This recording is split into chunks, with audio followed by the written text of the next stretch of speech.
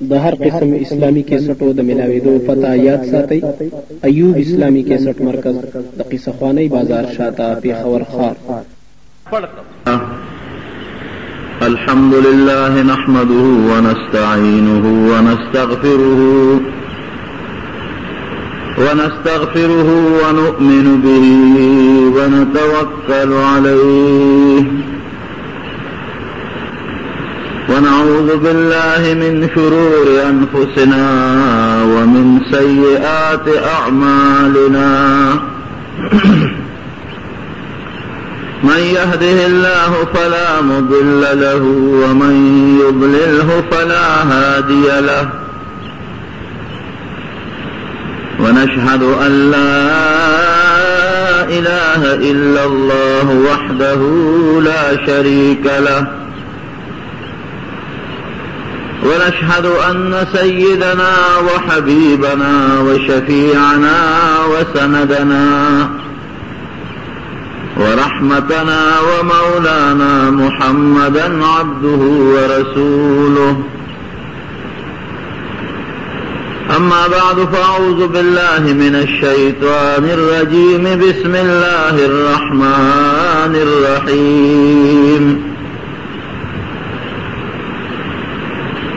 يا أيها الذين آمنوا اتقوا الله وكونوا مع الصادقين.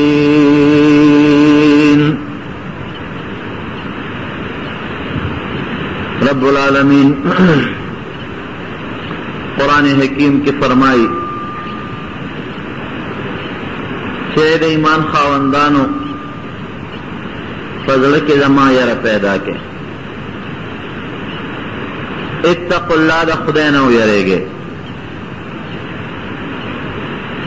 او بیا اللہ دا دغا تقوی او دا پریزگارے او دا یر دا پیدا کے دو یو خشتہ و مزیدار آیو بہترین نسخہ منتخب چاہے بس سیدھی کہ سڑی پزڑے کے دا اللہ یار پیدا کی اور تقوی پیدا کی اور پرہیزگاری پیدا کی. اللہ فرمائی وکونوا مع الصادقین. اگر خلق چاہے اگر رشتون خلقی پاکان خلقی داغی مجلس داغی صحبت او آغی سر تعلق اختیاروں روح دو خبری دی. یو پر اخفض لکے دا اللہ عظمت او دا خدای لوی کے نور دیتا تقوی وی چیو سری دا اومنی چیو لوی رب دے رب العالمین دا دے طول کائناتو دے ازمک اسمانون مالک و خالق دے او دا اللہ فما قادر دے مانی ویشی ہر وقت چو غواری مال عزت را کولی شی مال ذلت را کولی شی زما دا سر و سٹوکے دا دغا لوی قدرت پہ اختیار کے دے دا دغا لوی خدای عظمت و لوہی و دا قدرت و طاقت چی اومنی خود بخود پلکی یو یر پیدا کیگی او یر دی چی یر دغا ذات تی سغی خلاف ولیو کی پکار دی چی دغا ذات خوشحالی پکار دی چی دغا ذات لوی پزڑ کے پیدائی چی اگا خفن شی اسنا کہ دغا ذات میں خفا کرو میں ننیسی کہ دنیا کے میں پرید آخرت کے با میں رونی سی او کہ دغا ذات ز خوشحال او ساتم دا طول کائنات دغا ذات پا قبضے قدرت کی دا طول بزما تابیر دنیا کے بام خوشحال ہے آخرت کے خوشحال دیتا تقوی ہوئی. اس دا تقوی صفت پس پیدا کیے گی دیر پارا دیر اسباب دی دیر وجی دی یو آسان سبب چے اللہ پا دے آیت کے ذکر کرے دے آغا دا رشتون و خلق و دا پاکان و خلق و صحبت مجلس او دا غی مرگرتیا حاصلول رشتونی خلق ستوي صادقین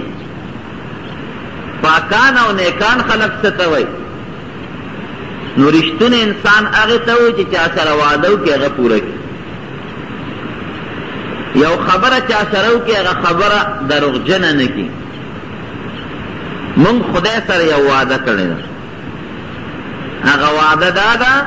چې مونږ الله یو منلی دی اشهد ان لا اله الا الله واشهد ان محمدا عبده ورسوله خدای یو منلی دی او محمد صلی الله علیه وسلم دا الله خپل بنده او دا الله رسول منلی دی چې مونږ نبی علیہ السلام د خدای رسول ومنو چې دی د الله استاد دی او د خدای پیغامات به مونږ ته رسوي نو اوس به دغه پیغمبر تابعداري کوي بس که تا د دغه پیغمبر تابعداري وکړه خو ته رښتونې یې تا د هغه رسالت منلی او که د هغه پیغمبر خلاف ورزي دې وکړه د هغه تابعداري دې ونه کړه نو بیا ته دروغجن یې رښتونی نه رښتونی انسان هغې ته وایي چې هغه د خدای او د رسول بس تابعدار دی پیغمبر علیه السلام په حیثیت د رسول او د رسالت مني نو پکار دی چې هر سړی ځان رښتونی کړي هر سړی ځان پرهیزګار کړي خو د دغه رښتونولۍ او د نیکوالي او د صادقتوب آسان چل چې مونږ ته الله ښولی دی هغه د نیکانو خلکو صحبت دی او مجلس ښه صحبت چې تو اوس حاصل کې تا ته د هغې نه څه فایده حاصلېږي که نه د ټولو نه لویه خبره خو دا ده چې مونږ ته الله وایي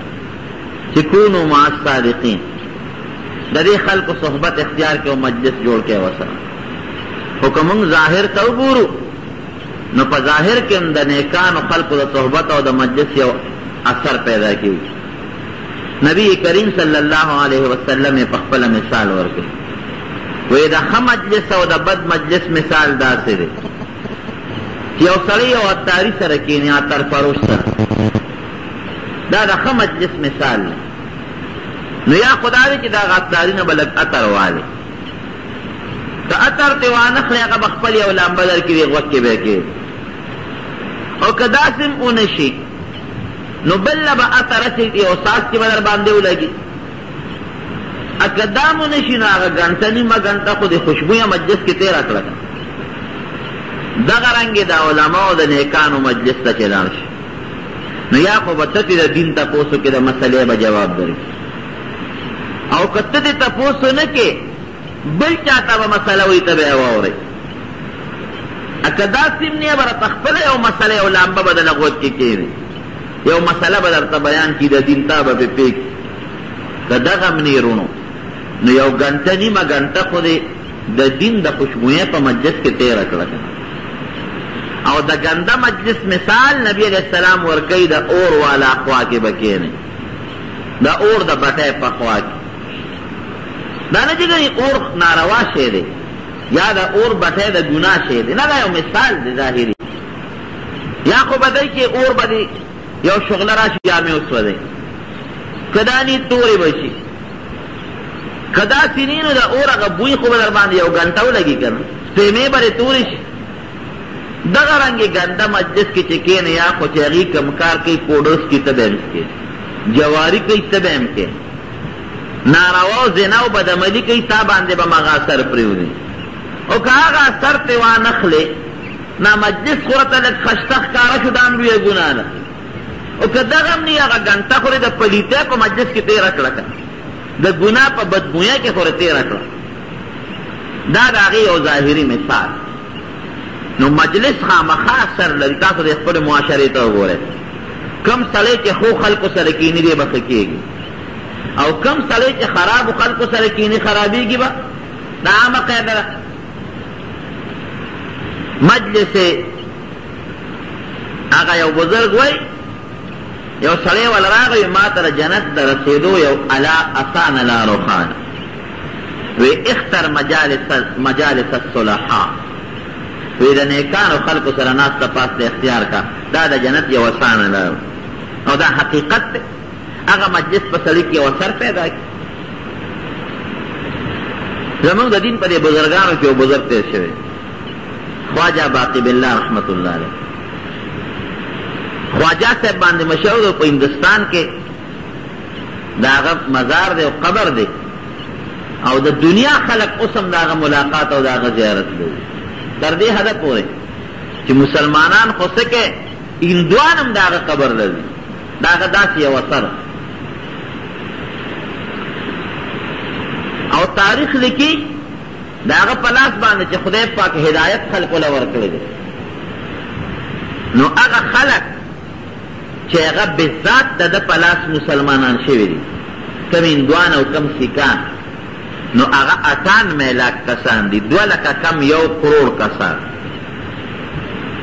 دا هغه خلق دي چې د پلاس بیعت شوي دي او د پلاس ایمان راوړي او هغه خلق چې د شاګردانو د مریدانو د صحبت او د مجلس په برکت هغې ته هدایت ملو شوي دی هغه شمېر نه زیات نو ډېر نیک سړی ولی الله او بزرګ صاحب ډېر لوی بزرګ د بزرګانو باندې مختلف حالات راځي کله یو تکلیف کله بل تکلیف کله یو مصیبت کله بل مصیبت کله ډوډۍ وي کله نی کله جامه ملاوي کله نه ملاويږي کله دومره لنګر چلیږي چې سوونه او زرګونه خلک په ډوډۍ ناست دي کله د یو کس ډوډۍ نه قاری طیب صاحب رحمه الله لیکلي په خطبات کې وی یو ځل یې میلمانه راغلل چې میلمانه راغلل دغه وخت کې د خواجه صاحب کره سنو دې کور ته لاړ او بار راووت دننه بار کېږي چې خدای میلمانه خو هم د عزت میلمانه دي سوال هم نشم کولی چې چاته ووایم چې دې میلمانه له ډوډۍ راوړه او کور هم څه نشته دا میلمانه ورباندې پېښ شو چې داسې معلومېږي چې دا خو د ډوډۍ په وخت کې مونږ رالو خواجه صاحب کله خوراک څه نشته چې لږ ساعت تېر شو د یو مرید و هغه هوټل کړی و د هوټل دوکاندار هغه چې پوه شو په ده باندې چې خواجه صاحب خو میلمانه راغلي دي او دومره څه کوښ شته چې میلمه لوړه راوړي نو هغه په منډه لاړه خپل هوټل له او په هغې کې یې ښه مزېدار چې په هوټل کې د خوښې کم خوراکونه یو کاسه کې په یو ډونګه کې هغه واچول او دومره هوښیار سړی چې نیغې خواجه صاحب له راونغل که نیغې دلته راوړمه نو دا بیا دې میلمنو ته ملامت نه شي چې یاره دوی کره کور څه نو د باره چا شی راوړه نو هغه خوانچه ډکه کړه او هغه خواجه صاحب کره کور ته ودرېږل راغی جومات ته خانقاه ته راغی وی صاحب تاسو له کور ته ورشئ خواجه صاحب پېښ چې کور ته راغ بیبي ورته وویل چې دا خوانچه چا رالېږلی وی شابه راکړه هغې د هغه اعلی خوراکونو او ترکارو سره اوچته کړه میلمنو ته یې مخکې کېښود سترګې اوچتې شوې خوشحاله چې دا خو مونږ کره څهونه او مفتو کې خدای پاک دومره سامان راوړ او هر قسمه خوراک پکې د هوټل کې تیار شوی دی میلمنو ډوډۍ وخوړه ښه په عزت رخصت شو چې رخصت شو خواجه صاحب هغه خپل مرید ته وایي هوټل والا ته وایي دې خوا راشه اوس دې خوشحاله ده او د دې بزرګانو د خولې نه بعضې وخت یو خبره غیر اختیاري وخېږي هغه خدای پاک پوره کوي هوټل والا ته وایي دې خوا راشه مرید صاحب وی تا خو نن زما سترګې اوچتې کړې او میلمنو ته یې زموږ عزت جوړ کړ حالانکې مونږ کره کور د ډوډۍ درک نه لګېد اوس وایه څه غواړئ شابه وایه مانگ کیا مانگتے ہو څه چې غواړئ اوس وایه نبی کریم صلی اللہ علیہ وسلم فرمائے رب اشعث اغبر لو اقسم علی اللہ لابر وی بعض وقت یو انسان به ببر سر نیولی جامې به خیرلی دوی به پهلوتی خو کدی قسم په خدای وخوري چې زما د په الله قسم چې اوس به خدای باران کوي شین اسمان دی د اوریځ نام و نشان هم نشته نو خدای به دې په دې قسم کې دروغجن نه کړي اوریځ به را پیدا کړي او باران وشي د نیکانو د خدای نه بعضې وخت یو خبره وکړي چې د هغه په الله دا یقیني چې دا کومه خبره کوم دا به الله کوي خدای پاکه کار کوي نو دې مرید ته وایي هوټل والا ته مان کیا مانگتے ہو غواړه اوس چې څه غواړئ شابه هوټل والا مخیار سړی هغه وایي که پیسې غواړم خو زما ډېرې دي که بچي غواړم هم یې شته که د دنیا عزت غواړم هم یې شته راشه داسې شی غواړه چې کم پسې ګرځې وی حضرت مجھے اپنے جیسا بنا دو تو چی سنگے مانا آغا سے جوڑ کا مطلب یہ دو جس دا مریدی کو مو تسبیحوں مو خدای خبر سی چا نیک بمرانا جوڑ شو کبا جوڑ نشی نو چې ستا غوندې جوړ شم او خواجه باقي بالله رانه جوړ شي خو د ټول هندوستان خلک به مې لاسونه ښکولی مسلمانان څه کې هندوان به م راځي دا خو ډېر لوی عزت دی د خدای په نظم د بندگانو په نظم وی حضرت مجھے اپنے جیسا بنا دو تو چسنگے مانا کا سے جوڑ خواجہ سے وہی چې دا سړی خو هوښیار دی خو د حد نه ډېر هوښیار دی هوښیارتیا ښي خو د حد نه ډېره نه ګورئ چې سړی د خپل اندازې نه یو لیک نور اوچت هوښیار شي نو هغه اکثر بیا درزار خوري د خپل اندازې لاندې د خپلو دماغو د عقل لاندې به خپله دنیا کې چلی څادر نه مخبې نه وبس وته لکه داسې کار دی چې سوال خو دې وکړه خبره دې وکړه خو د خپل څادر نه دې اوچته کړې ستا په لوښي کې چې څومره شی دی کي د هغې نه دې زیات شی غوښتی دی دا سوال مه کوه بل څه غواړه او دې خو پوه شو چې دا ما دا کار کېږي وی نه صاحب بل څه نه غواړه مال دولت دا نور څیزونه ویزونه خو ما سره ډېر بس همدغه یو سوال کوم چې مجھے اپنے جیسا بنا دو او بیا وی مجھے اپنے ہی جیسا بنا دو چې ته څنګه بالکل همغسې به مانه جوړی یو ذره بر به زما او ستا منځ کې فرق نه مانه به خواجه باقي بالله جوړی او ته ساده د خدای دا سوال مه کوه بل څه غواړه او پوه یم کوس یو مثال دی یو بوجۍ کې 2 بره غنم راځي او ته پکې 4 مانه چې څه چل به کېږي چې زور ورکې بوجۍ بچلېږي یا که یو کاسه کې 1 کیلو پی راځي او ته پکې 2 کیلو اچې نو سوېږي بس دی وجود ته به نه ګورې د هر چا خپل لوښي د بعد انسان قدر رکوټي وجود یې رکوټي هغه له خدای پویا عقل علم هوښیارتوب ډېر زیات ورکړي بعد انسان دومره اوږد او غټ وجود یې لکه د اتي عمره عقل پکې د یوې کاسرې برابر دی چې ټاکې عقل او پویه پکې نه علم پکې نه پویه نه نو وی ګوره ستا لوښي رکوټی دی او داسې شی غواړه چې ستا دې لوښي کې دیږي وی نه صاحب همدغه یو سوال مې دی چې مجھے اپنے جیسا بنا څه چې څنګه مانا باغسې جوړی خواجه صاحب ورته ښه راځه دننه که خپلې خانقاه ته چې کوم د خلوت ځان له کوټه وه او څادر یې پرې واچو او الله طرف ته توجه کوه مراقبه یې پرې وکړه دا بزرګان د دې خپلو مریدانو سره یو ځای یو عمل کوي هغې ته مراقبه وایي مریدان هم ناست دي او دا پیر صاحب هم ناست دي او دې د خپله توجه دي مریدانو باندې غورځوي او کوشش کوي چې د هغې اصلاح وشي د اسلام مختلفې طریقې وي په خولې هم اصلاح کوي د خدای او د رسول خبرې ورته کوي د نیکانو علماو بزرګانو واقعات ورته بیانوي او د هغې د هغه مجلس او د صحبت یو اثر یي هغې ته توجه وایي هغه خپله توجه ورباندې ورغورځوي چې رده د دې ضد لکه یو بلف ته چې یو شي ونیسئ او د بلف رڼا پرې غورځېږي یا یو اور ته یو جامه لمده یو تیرې اور ته ونیسئ نو اور نه پرې هغه شعاع راځي او هغه دندوالې ته ختمېږي دغه رنګې د دې بزرګانو د مجلس یو اثر یي هغه اثر یې پرې ورغورځو ناستو بار نور مریدان اوس په انتظار دي چې یاره هوټل والا خو مرتبې ته به اوس ورسي چې روځي نو خواجه باقي بالله صاحب غوندې بزرګ به دې جوړ شي قاری طیب صاحب لیکي دومره توجه یې غله ورکړه او دومره ساعت یې پې تېر کړ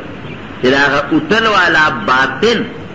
دننه حالت خو څه کې چې ظاهر شکل یې بدل شو د خواجه باقي بالله صاحب په شانتې وګرځېد د باطن اصلاح خو لویه خبره ده اخو شوه او شوه ظاهر کې شکل بالکل بدل شو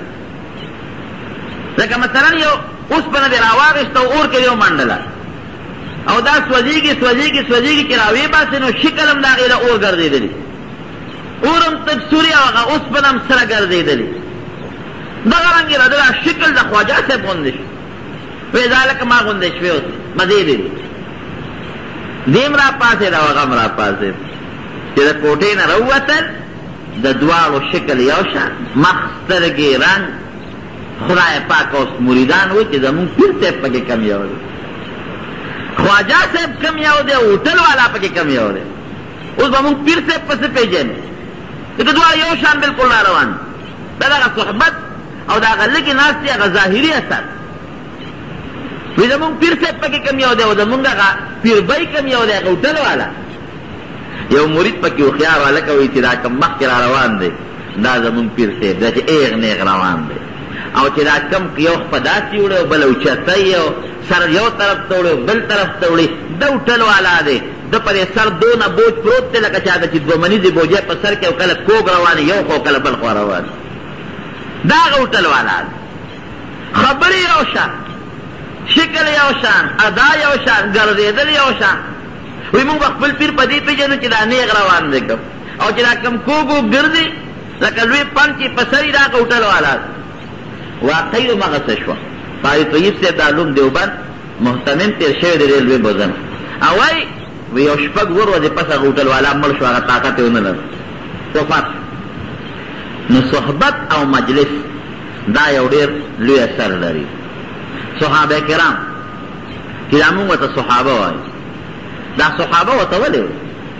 دا د صحابي جمع ده او صحابي هغه چاته وایي چې د پیغمبر علیه السلام سره صحبت او مجلس چې همدغه خلک وو ډاکې به یې کولې لارې به یې شکولې شرابونه به یې څکل بوتانو ته به یې سجدې لګولې خو چې راغلل او د نبي کریم صلی الله علیه وسلم سره لږ صحبت شوی دی نو خدای پاک ته حضرت ابوبکر صدیق جوړ کړی دی حضرت عمر فاروق رضی الله عنه ته خدای جوړ کړی دی حضرت بلال رضی الله عنه ته خدای پاک جوړ دا هغه معمولي لږ صحبت د وجه د کافر یو لوی رئیس د مشر د یمامې سردار سمامه نوم د سمامه روان دی حج لو صحابه کرامو له په ګوتو ورغې ګرفتار راوست نبی علیہ السلام نه مدینه منورې ته وی صاحب د یمامې د ټولو کافرو رئیس سردار هم ګرفتار وی د ستن پورې وتړی د جومات ستن پورې وتړی اوس نبی علیہ السلام له خدای ډېر لوی عقل او پوهه ورکړی ډېر هوښیار د هغه مقصد دا و چې د جومات کې تړم چې د ما د صحابو سره او ما سره لږونې صحبت پیدا شي د دې اثر به پرې وغورځېږي چې سار وختي نبی علیہ السلام پر راغی ما عندک یا سمامه سمامه څه سوچتے دی څه حال دی دی وی صاحب پړه کې مې درې خبرې دي یو خبره خدا ده که ته ما پرېږدې نو په یو ډېر لوی سړي باندې به خپل احسان ورواړی ځکه زه د ټول قوم سردار نو زما ټول قوم به ستا تابعداري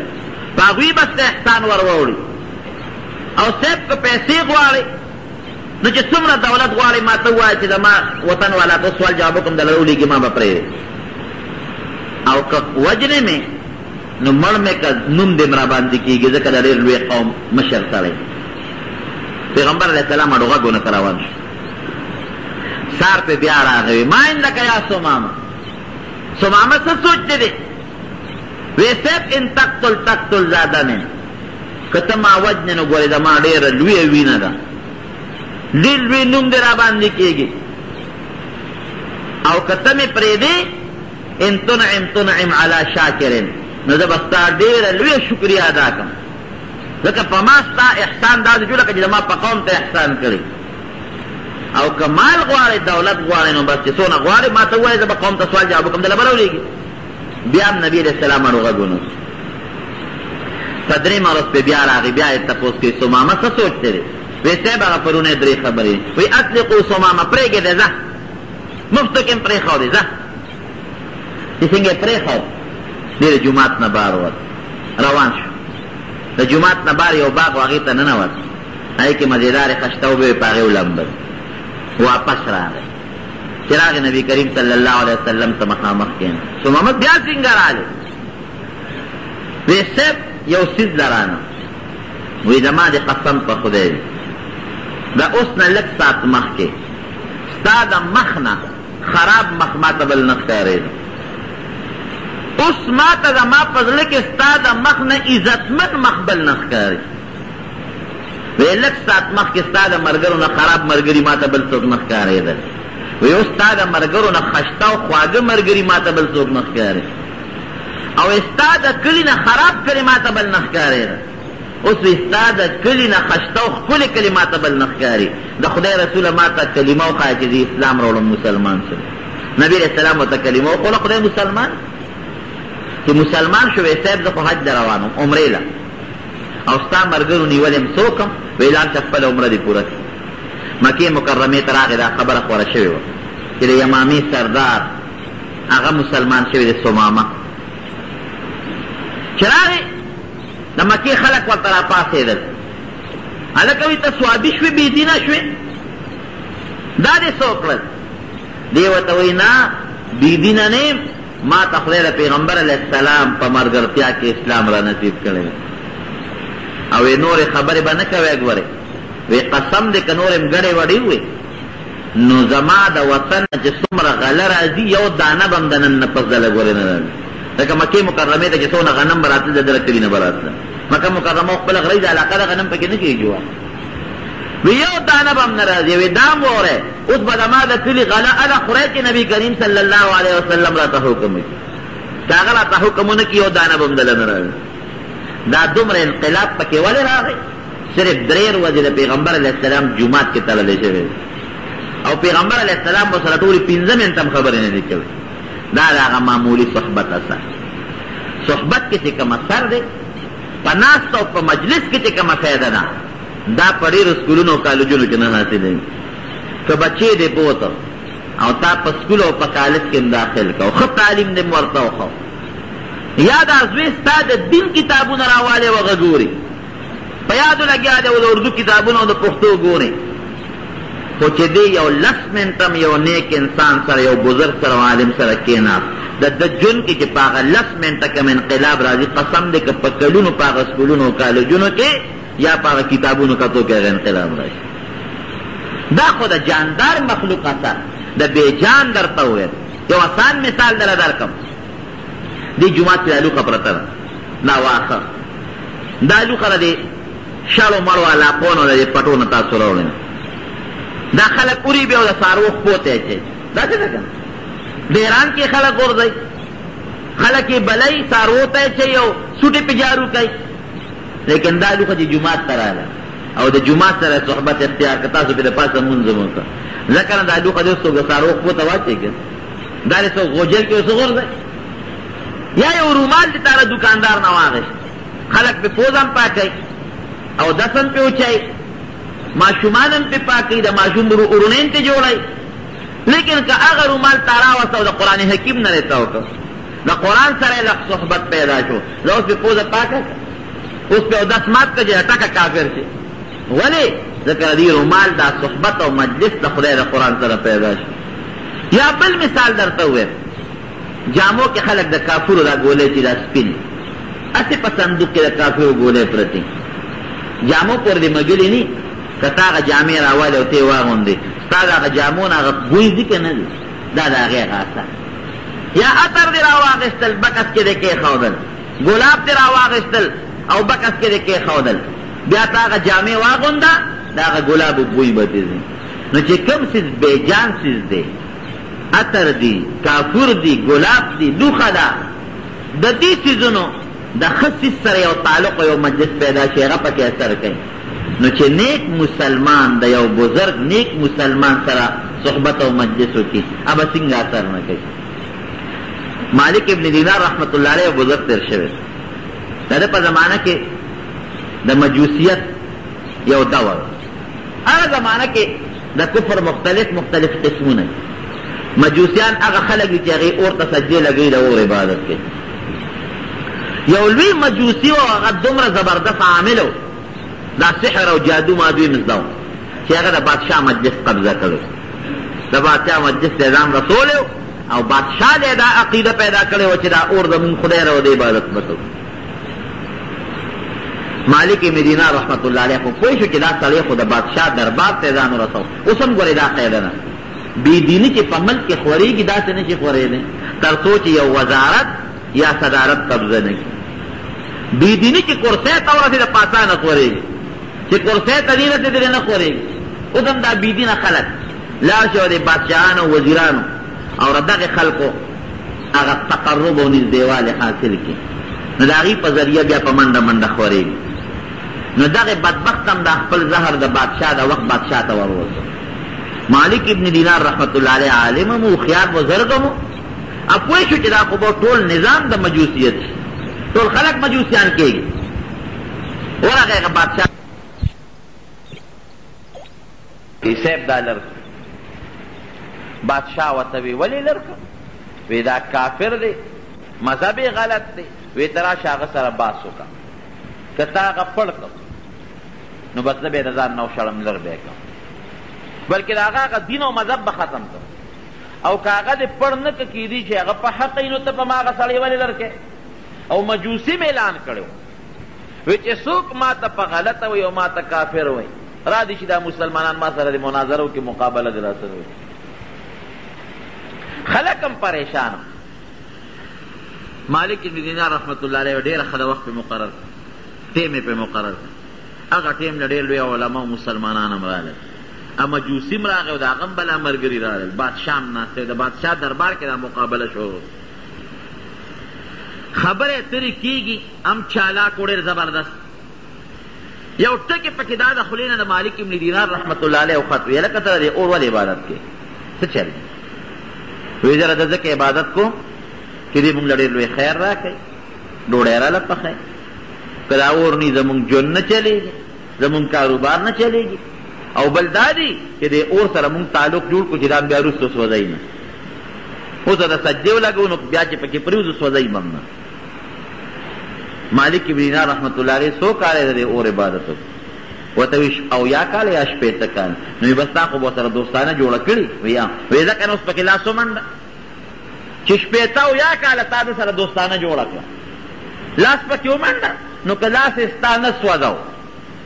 نو دا بیا سته په حق او که کمبخته اوس ته لاس سوځوي اویا کاله ستا ورسره دوستانه جوړه نه شوه نو خدای خبر سبا مرې که بله ورځ مرې قیامت کې به دې څنګه بچ کېږي او ته څه وایي هم پوره هوښیار وی تره چې عبادت کې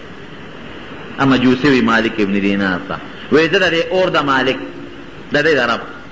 وی ستا څه خیال دی چې دا اور د چا په قبضه کې دی وی د هغه خدای د دې تو او مړه کول او بلول د هغه په اختیار کې دي وی ستا څو کاله د دې اور د خدای عبادت وکړو شپېته اویا کاله مثلا نو وی تا خو به د دې اور د مالک سره دوستانه جوړه کړي که نه وی او نو وی تا هغه د اور مالک ته ووایه خدای ته چې دا اور راته شړ کا تم پکې لاس ومنډه که نه پته به ولګي چې ستا لاس سوځوي که نه سوځوي چې ته ما ته وایې تا اور سره دوستانه جوړه کړې نو تجربه پې وکړه چې لاس سره سوځوي که نه زه تا ته وایم چې تا خو د اور مالک سره دوستانه جوړه کړې ده ته هغه ته ووایه چې دې اور کې درته فرق پیدا کړي چې لاس ته سوځوي که نه سوځوي خدای پاک اوس به څه جواب ورکړي اوس مسلمان خو په دې نه معلومېږي چې اور به الله سوځوي نو دا به مسلمان نی او که سوځوي مسلمان به نه به او که نه سوځوي مسلمان به خیر د مالک ابن دینار رحمت الله علیه بروسه خو په الله وی لکه یو چل کړو راځه اور بلو زم پکې لاس باندې تم پکې ومنډه زه د اور د مالک عبادت کوم ته د اور عبادت کې که زما لاس یې وسوځو زه په حقه نه او که زما لاس یې ونه سوځو زه په حق یم که ستا هغې وسوځو ته به په باطل او که ستا لاس یې ونه سوځو ته به په حق فیصله په دې وشي هغه هم ډېره ښه ده میدان ته شه بادشاه وی دا خو اسانه فیصله اور یې صاحب بل چې اور بل که مالک ابن دینار رحمت الله علیه پکې لاس ومنډه مجوسي هم پکې لاس ومنډه مالک ابن دینار پکې لاس منډي وي ګوره که نه لاس مجوسي وي زما دې ته ګوره دا هم نه سوځي خدای پاک چې دې لاس راوباسي هغه هم راوباسي چې دې لاس ورمنډي هغه هم پکې لاس ورمنډي حیران شو خلک هم چې کوم یو په حقه دی که دې په حق دی د هغه لاس ولې نه سوځي او که هغه په حق دی د دې بل دا لاس ولې نه سوځي بادشاه حیران دی او مالک ابن دینار چې څنګه لاس ور ومنډي او ښه پکې لاس غوپه کړي چې ګوره که نه نه سوځوي ویښتې مو نه مجوسي وي زما دې ته وګورئ د دم ویښته نه سوځي ما پکې د دې ترخه پورې ورغیب که ځه زما لاس ته وسوځي لاس نه دواړو د اور نه لاس راوویست فیصله ونه شو یو وی زه په حق یم د هغه ملګرو وی دی زنده باد بل وی زمونږ دا په حقه دی زنده باد د هغه لاس یې ونه سوځو مجلس خور شو چې بیا به بل وخت مقرره اوس فیصله ونه شو مالک ابن دینار رحمت الله علیه چې کله کور ته لاړ د شپې خدای ته په ژړا شو وی خدایه ما ته پته ده چې زه په حق یم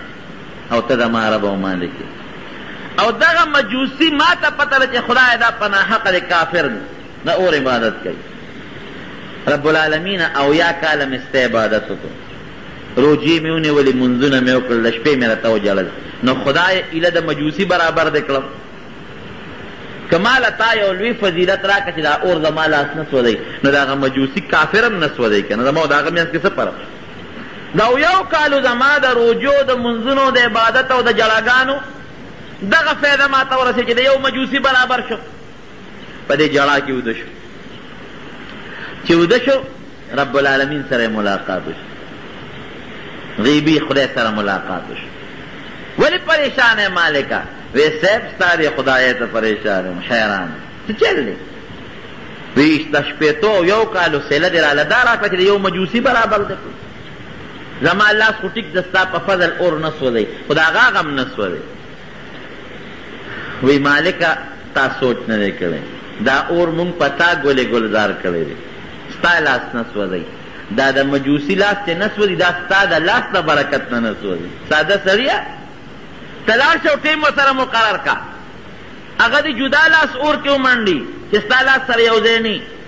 ته دې مخکې ومنډئ هغه دې مخکې ومنډي، پته به ولګي چې ستا هغه سوځئ که د هغه هغه سوځئ. بس دی خوش پوه شو. بیا بادشاه ته درخواست ورکوي صاحب هغه مقابله بیا کړي، ټیم یې بیا مقرر چې مقرر یې که هغه هم راغی، خو هم پوه دی هوښیار دی. څنګه چې نیکانو خلکو سره الله امداد کوي، دارنګې د فاسقانو فاجرانو سره شیطان امداد کوي. شیطان هم یو شی دی که هر سړي ته ځان په حق ښکاري. شیطان ورته خپل د شیطانۍ عمل دومره خشته کي، که ته زرها نصیحتونه ورته کوې ستا هغه په اثر نه کوي. که یو ګنټه مونږ دلته نصیحتونه ورته وکړو، جنازه کې وکړو، جمعه کې وکړو، بل ځای وکړو، بس دی وایي یاره انشاءالله العزیز چې که خیر دا چې کوم استاد راته راڅوخول په دې به زه عمل کوم، خو چې لږ غوندې د مجلس نه پاسي هر څه یېري داسې ده که نه، هر څه ختم. حضرت حنظله رضی الله عنه په لاره باندې روان دی، حضرت ابوبکر صدیق رضی الله عنه په مخه ورغی، ډېر زیات پریشان و. حضرت ابوبکر صدیق وایي نافقه حنظله، وی صاحب حنظله ګډوډ شوی دی، زما په لږ کې د منافقۍ او د نفاق د ګډوډوالي سر پیدا شوی دی. وی ولې حنظله؟ په څه وجه؟ وی چې د نبي علیه السلام په مجلس کې ناست یو، نو وی جنت او دوزخ راته مخامخ په سترګو ښکاري، بل شان یو. او چې د نبی علیه السلام د مجلس نه پاسو د ښځو او د بچو سره یو ځای شو، نو بیا هم هغه حالت نی، بیا هم دنیا را مخکې نه جنت را یاد او نه دوزخ را یاد. د هغه مجلس کې یو شان یو چې کور ته لاړ شو بل شان یو. حضرت ابوبکر صدیق ویل لکه دا خو زمونږ هم حال دی، مونږ هم چې نبي علیه السلام سره ناست یو طبیعت هم بل شان، د خدای نه یریږو، جنت دوزخ راته په مخامخ ښکاري. او چې د هغه نه ځان نه شو، بچو او ښځې سره یو ځای شو، بیا هم حالت بدلي. زه چې ورشو نبي علیه السلام راله نبي کریم صلی الله علیه وسلم ورته کېناستوي نافقه حنظله، صاحب حنظله ګډوډ شوی دی. وی ولې څه چل پې شوی دی؟ وی د خدای رسوله چې تا سره ناست شو، نو مونږ ته خدای ښکاري، جنت دوزخ ښکاري، بل شان یو. په نیکۍ کې مونږ وایو چې زمونږ نه لوی اولیا نور نشته، چې ستا ناخوا شو د ښځو د بچو سره ګډوډ شو، هر سره نه یېرېږي. نبی کریم صلی الله علیه وسلم ورته فرمایي ای حنظله چې تاسو ما سره کوم مجلس کې ناست یې او زما نه پاسې په هغې حالم تاسو هغسې یې لکه چې ما سره ناست یې، ستاسو حالت به دې ته ورسېږي چې فرشتې به سره په لاسو کې ستړي مشي کوي، داسې حالت ته به ورسئ. لیکن کله به یو شان یې، کله به بل شان. د بچو سره او د ښځې سره ناسته پاسته د دنیا نظام هم چلول پکار دي که کله به هغسې یې، کله به داسې یې. د مجلس یو اثر یو صحبتي. دلته زمونږ په دې کلي کې هغه شیخ صاحب و خدای پاک دې وبخي، خلیل شیخ صاحب باباجي زمونږ خبره کوله، وی د حاجي محمد امین صاحب رحمه الله مرید، نو هغه به وی چې د حاجي صاحب سره ناست یو، نو مونږ اولیاء الله دي، بزرګان، او چې د هغه د مجلس نه مونږ را پاسو نیکان یو، او چې لږ غوندې کلي ته راورسو مسلمانان یو، او چې کور ته ننوځو بیا راته پته نه لګي چې څه شی یو، بیا رانه ځان خطئ. دا د هغه د هغه مجلس اثر او د هغه نزدېکت او تقرب یو اثر. یو بزرګ چې ته مخکې زمانه کې تېر شوی نو یو ځل د ګناه څه مطالبه ترې چا وکړه، انکار یې وکړی، نه ګناه ده کو ناروا کو. 40-50 کاله پس دا بزرګ وایي چې 40-50 کاله پس چې عمر مې اتیا ته ورسېد، شیطاني وسوسې به راله راتلې. چېرې زه ځوان وم، یو وخت کې د یو ګناه مطالبه در نه چا کړې وه، تا ونه کړه، کړې به دې وه دا ګناه، بیا به دې توبه استې وکړه، دا وسوسې مې ډله راشي. نو دې لا خپل یو بل مشر له یو عالم له وی صاحب مخکې د یو ګناه مطالبه رانه چا کړې وه، هغه وخت مې ترې نفرت وکړه چې نه کوم دا ګناه. اوس 40-50 کاله پس راته دا زړه له راځي چې دا ګناه به دې کړې وه، توبه به رېستې وه، او هغه وخت مې ترې نفرت و. دا ولې؟ وی هغه زمانه ستا نبي علیه السلام ته نږدې وه، اوس تا دا زمانه د پیغمبر علیه السلام نه لرې شوې ده. بله سته چې کومه علاقه نږدې وه ډېره روښانه، کومه چې ته لرې هغه تیارې. هغه دور پیغمبر علیه السلام ته نږدې و، د هغه شعاع او اثر زیات و. اوس قیامت ته نږدې کېږي، دجال ته نږدې کېږي، هغه اثر رو یو پوټې کمیږي. دغه رنګې مالک ابن دینار رحمت الله چې لاړ بادشاه ته بیا مناظره کړ، بیا راغوښت، مجوسي هم راوغوښت او دی هم راغی، دنیا خلک بیا راجمع شي. وی په څه به فیصله کړو؟ مجوسي وی صاحب هم پرونی خبره، اور به بل کوی ډېره ښه چې اور یې بل که کېناسته. مجوسي ورته وی راځه د خوا کېږه چې لاس پکې ورمنډو دی اور کې چې پته ولګي. مالک ابن دینار رحمت الله علیه ورته وی داسې کار پرون ما ورته خطا شوي، لاول به زه لاس منډم بیا به ته منډې، او یا ته مخکې لاس ومنډه بیا به زه منډم، نو پته به ولګي چې زما لاس دی او که ستاسو دی. مجوسي رنګ جوړ شو، هوښیار و، د شیطان هغه اثر وپې. ورته وی نه یو ځای به لاس منډو، وی نه یو ځای به نه کړو، یا زه مخکې لاس منډم خو چې ته به لاس اور ته نږدې که هغه به هم راوړم. وی نه ته مه راوړه لاس، یا ته لاس ومنډه په اور کې یا به زه منډم، یو ځای به دواړه لاسونه نه. په دې سره جګړه، مجوسي هغه نه منله، او ده به وی نه هم داسې چل شو. بادشاه وی چې دې کې څه چل، یا یو ځای لاسونه منډل یا ستا مخکې ورده وروسته دې کې څه چل. ورته وی صاحب دا اور ما ته خدای پاک یخی، ده ته نه، دې پلیت ته. زما د لاس د وجې نه د لاس نه سوځي، ډېرې زمانه مخکې دې اور کې ومنډي چې پته ولګي چې د لاس سوځي که نه سوځي، یا زیره د نه مخکې منډم دې دې پکې لاس نه منډي ما سره چې د ما لاس سوځي که نه سوځي. بادشاه پوه شو هلکه مجوسي دا چل وکړي، پیدم دی نه. مجوسي ډېر تختېدله، تخریب نه داسې نه کېږي. اور ته د اور عبادت کوي، ته پکې ځان له لاس ومنډه چې ستا لاس سوځي که نه سوځي. دې د اور د مالک عبادت کوي، دې به هغه خپل مالک ته ووایي چې دا اور راته سوړ کا، دې پکې لاس منډي چې د لاس سوځي که نه سوځي. هغه مجلس کې هغه مجوسي هغه ملګري بیا مسلمانان شو. دا د هغه لاس اثر صرف د یو نیک انسان د لاس سره د یو کافر لاس په دې اور کې ملګري کېږي، د دواړو لاس نه سوځي، د هغه کافر لاس هم نه سوځي. او دې نه لرې خبره درته وکړم، حضرت موسی علیه السلام په زمانه کې د فرعون په دربار کې یو سړی چې د هغه نه موسی علیه السلام ډېر زیات تنګ و، ډېر زیات انتهایی. هغه به دا چل وکړو چې د موسی علیه السلام په شان جامې به واچوي، او د هغه په شان کونټۍ به هم راواغېست، د هغه په شان پټکې به هم وه، او د هغه پېښې به یې کولې، بلکل د موسی علیه السلام پېښې نخرې به یې کولې. بادشاه به فرعون خندو. موسی علیه السلام چې خدای دې ظالم نه خو زه ډېر تنګ یم، دې زما پېښې کوي او زما په شان اوازونه وباسي، خلک به پورې خاندي راغونډوي. چې کله رب العالمین فرعون او د هغه ټول ملګري مردار کړ، په دریاب یې لو کړ، هغه سړی خدای بچ. نو موسی علیه السلام خدای پاک ته رجوع کړی، خدای چې چانه زیات تنګ وم، ا دې پرېښود او هغه نور دې غرق کړل. موسی علیه السلام خو لږ جلالیت پکې زیات و، لږ تیز و، چانه چې زیات تنګ وم خدای دې پرېښود، او نور دې غرق دا پلیت په دې مور سره دریاب ته لو کړی و که نه، دا دې سره پرېښود. رب العالمین ورته وحی وکړه، وی د ده لباس او جامه به ستا په شان و، نو ما له حیا راله چې دی نه غرق کړو. شکل اگر چې په غلطه یې جوړو، خو شکل لباس وضع قطع دا د ستا په شان برابر کړی و، نو ما له حیا راتله چې ستا غوندې لباس او ستا غوندې جامه او ستا غوندې خبرې څوک یې دې م حالات کړ. هغه سړی بیا وروسته په موسی علیه السلام ایمان راوړ، د هغه ډېر زبردست معتقد او تابعدار او د نږدو ملګرو نه جوړ شو. نو چې یو انسان هسې د بل چا شکل جوړ کړي، په غلط او پټګۍ یې جوړ کړي، نو خدای د هغه شکل احترام کوي. نو چې ته په سچه د یو قوم سره مینه او محبت پیدا کړې، شکل د هغې په شان جوړ کړې، جامه د هغې په شان جوړه کړې، عمل او کار د هغې په شان کړې، نو خدای به د هغې سره نه یو ځای کوي. یو صحابي راغی نبي کریم صلی الله علیه وسلم ته کېښود، وی دنیا کې وی صاحب زمونږ خو تا سره ډېر محبت او ډېره زیاته مینه هم ده در سره، او چې لږ ستا نه جدا کېږو مرو، واقعي د صحابو ډېر زیات محبت و. نو خدای چې دا مونږ جنت ته لاړ شو، نو ته خو به په ډېره لویه مرتبه کې ناستې، اوچت به ناستې، مونږ به لاندې مرتبو کې یو، په هغه جنت به څوک چې تا پکې نه. تا سره پکې ملاقات نه. نبی کریم صلی الله علیه وسلم په دغه موقع فرمایل وی چې څوک چا سره محبت او مینه لري جنت کې به خدای هغه سره ملګری کوي. یو بل صحابي راغی نبی کریم صلی الله علیه وسلم ته کېناست وی د خدای رسوله قیامت به کله؟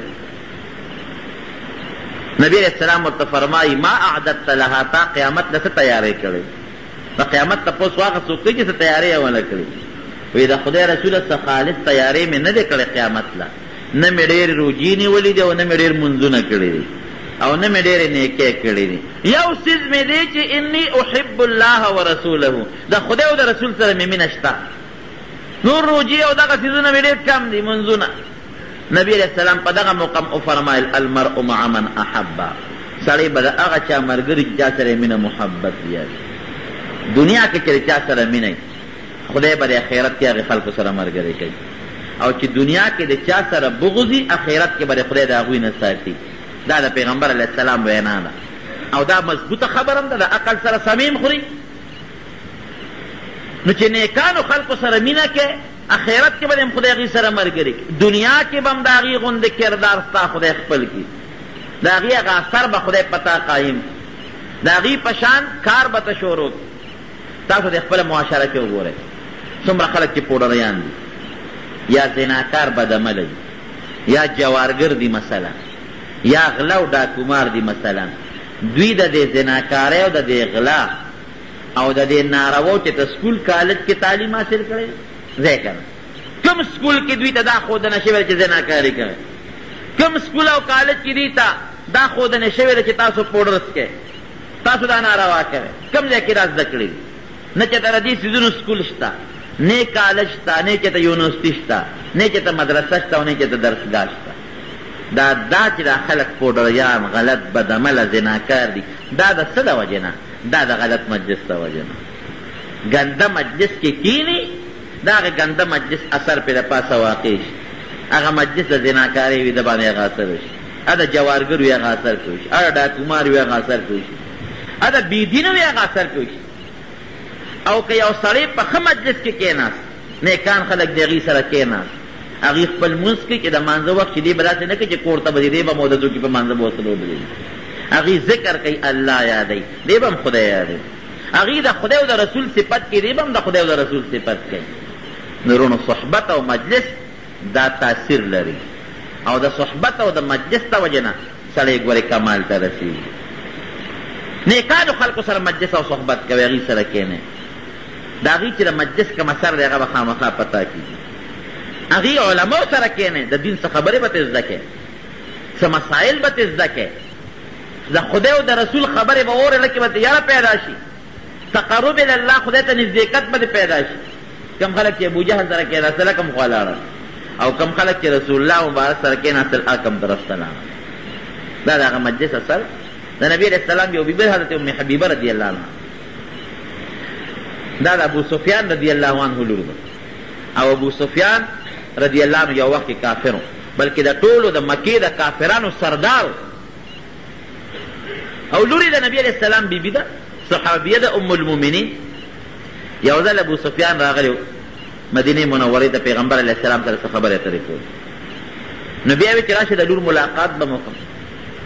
چانې تپوس وکړي زما د لور کور کم دی، وی هغه مخامخ. چې راغی لور کره ننوت، حضرت ام حبیبه رضی الله عنها ورته راپاڅېده، خو دې وخت ابو سفیان رضی الله د کافرانو سردار، چې راپاڅېده ورته روچته شوه، دا پلار یې ښکل کړ او پلار دا لور ښکل کړه، ځکه ډېره موده پس میلو شو یو بل سره،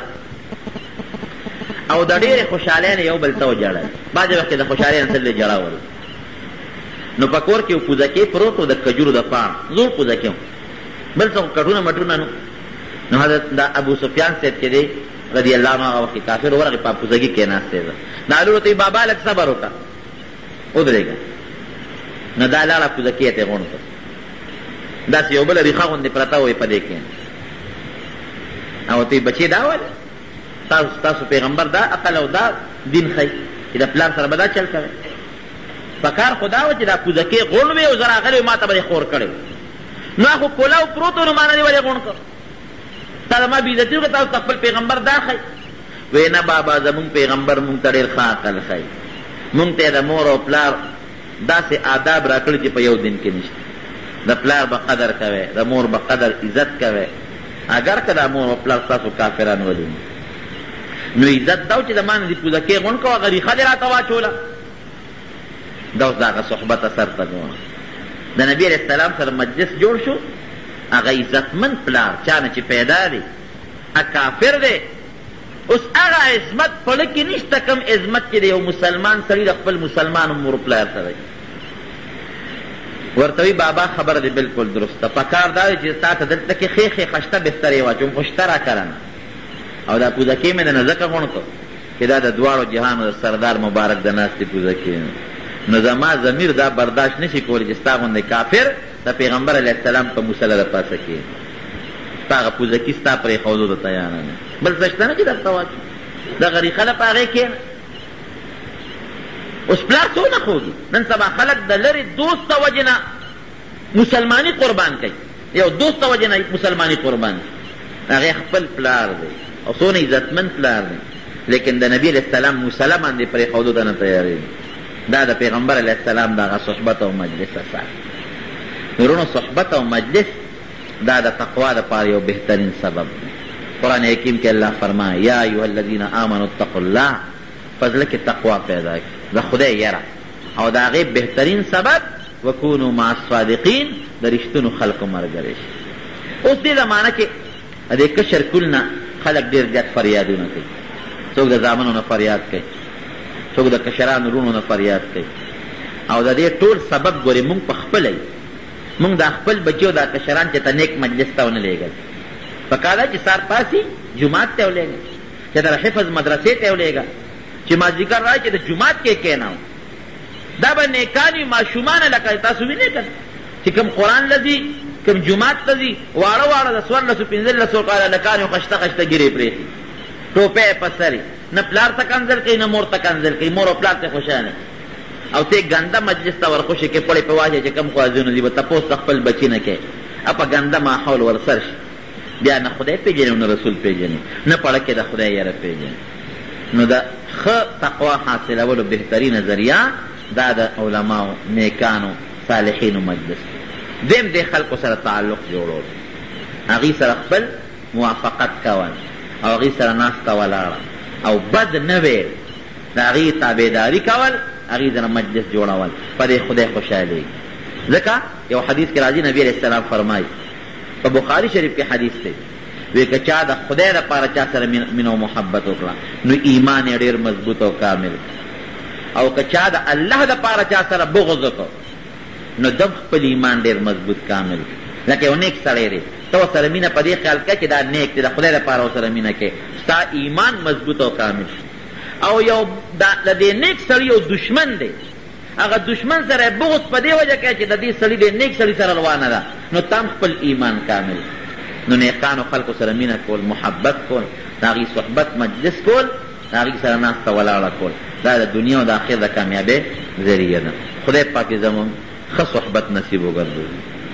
قسم اسلامی کیسټو د ملاویدو پته یاد ساتئ. ایوب اسلامی کیسټ مرکز د قصه خوانی بازار شاته پیښور ښار.